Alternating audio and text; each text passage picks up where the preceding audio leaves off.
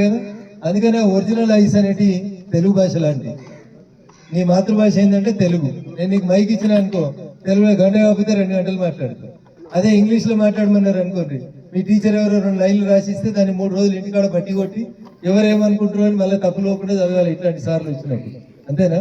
అందుకని ముందు మన మాతృభాషను మనం గౌరవించుకుందాం, మన ఊరిని గౌరవించుకుందాం అని బాలకిషన్ రావు గారు ఎట్లా వచ్చిండ్రో అట్లా మీ సొంత భాషను ముందు మీరు గౌరవించుకోండి. తర్వాత మిగతా ఏమన్నా చూద్దాం.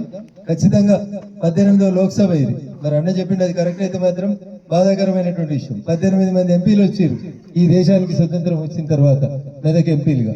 అందుకంటే ముందు పేరు సిద్దిపేట ఉండొచ్చు. 18 మంది ఎంపీలలో ఎవరు రాలేదంటే నాకు కూడా కొంచెం బాధనే అనిపిస్తా ఉంది. ఇది 18వ లోక్సభ నుంచి రఘునందన్ రావు మెదక్ ఎంపీగా ప్రాతినిధ్యం వహిస్తా ఉన్నారు. 18 లోక్సభ 1952 ఈ దేశానికి మొదటిసారి ఎన్నికలు జరిగినప్పటి నుంచి ఇప్పటికి 18 మంది మెదక్ నుంచి పార్లమెంట్ సభ్యులుగా ఎన్నికైంది. మెదక్ నుంచి గతంలో ఇందిరాగాంధీ గారు కూడా ప్రాతినిధ్యం వహించింది. సో ఒకవేళ అదే నిజమైతేనైతే నేను అదృష్టవంతుని. ఒక రకంగా ఆ ఆంజనేయ స్వామి ఆశీస్సులతో నేను ఉపవాసం ఉండే మంగళవారం రోజు మీ ఊరికి వచ్చినాను.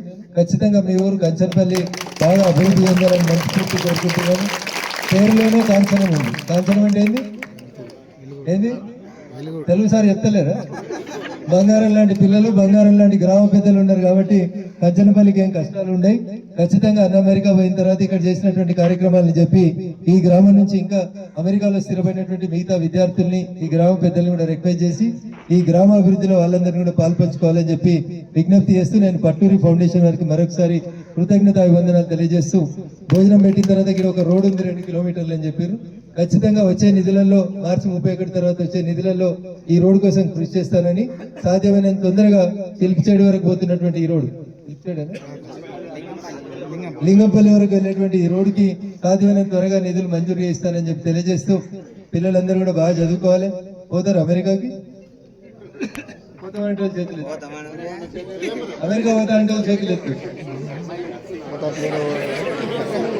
పోరా మీరెవరు? పోరా, మీరే మంచోళ్ళు, మీరే మంచోళ్ళు రా. ఈ దేశం మీద మీకు అభిమానం ఉంది, మీరు గొప్పోళ్ళు. ఈ ఊరు మీద అభిమానం ఉంది, మీరు చాలా మంచోళ్ళు. సో మీరు ఎట్లాగూ ఇయ్యలేకపోతే రేపైనా ఇంకో ఊరితో పోయేటోళ్ళు. అందుకని మీరు అమెరికా పోండి, మీరు అది అదృష్టవంతులుగా ఉండేది బాధపడుతుంది. ఓకేనా? వాళ్ళది ఇదే లోకల్ కాబట్టి వాళ్ళు లోకల్నే ఉంటా ఉన్నారు. అంతేనా? మీరు కూడా ఉండే ప్రయత్నం చేయండి. ఈ దేశం లోపల అమెరికా పోయి గొప్పగా ఎదుగుండ్రి, బాగా చదువుకోండి. మగపిల్లలు చదువుకుంటే ఒకరికే లాభం అవుతుంది. మీరు చదువుకుంటే భవిష్యత్తులో మీ కుటుంబం అంతా బాగుండడానికి అవకాశం ఉంటుంది. కాబట్టి ఆడపిల్లల విద్యకి బాగా ప్రాధాన్యత ఇవ్వాలని మా టీచర్ మిత్రులందరూ కూడా ఈ సందర్భంగా తెలియజేస్తూ, మీకు ఏ రంగంలో ఇంట్రెస్ట్ ఉంటే ఆ రంగంలో చదువుకోండి. కంపల్సరీ 10th క్లాస్ అయిపోగానే ఎంపీసీ కోవాలి, బైక్ తీసుకోవాలి, ఇంజనీర్లు కావాలి, డాక్టర్లు కావాలి, నో కండిషన్స్.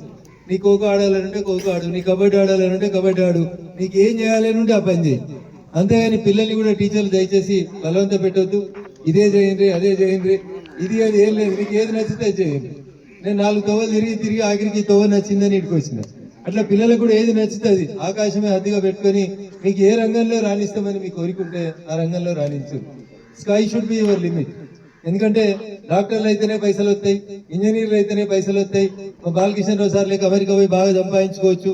బాగా సంపాదించినా తక్కువ సంపాదించినా ఏం సంపాదించినా తినేది గింతే పువ్వ ఇక్కడ పెడుతున్నారు. అందరం అదే తిన్నాం వీడు ఉన్న అందరూ. అంతేనా? అందుకని don't run for money, just run for your self goals. మీరు ఒక లక్ష్యాన్ని నిర్దేశించుకోండి. మీకు ఏం కావాలని అనుకుంటే ఆ దిశగా మీరు పోండి. మీ అమ్మనాన్నని ఒప్పించండి.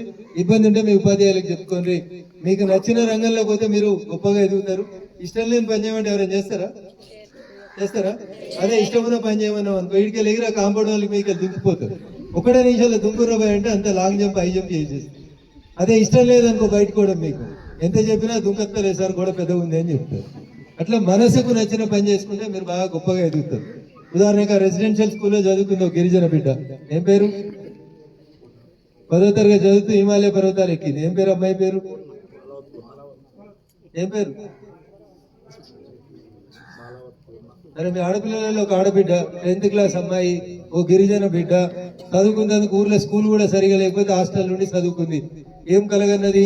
హిమాలయ పర్వతాలను ఎక్కాలని కలగన్నది. 10వ తరగతి చదువుకుంటూ పోయి ఏం ఎక్కింది? హిమాలయ పర్వతాలను ఎక్కింది. 10th క్లాస్ అంటే మీకు 2 ఏళ్ళు ఇటు అటు ఉంటుంది. అంతేనా? ఇక్కడ 10th క్లాస్ వాళ్ళు ఎవరు ఉన్నారా? చేతులు ఎత్తు.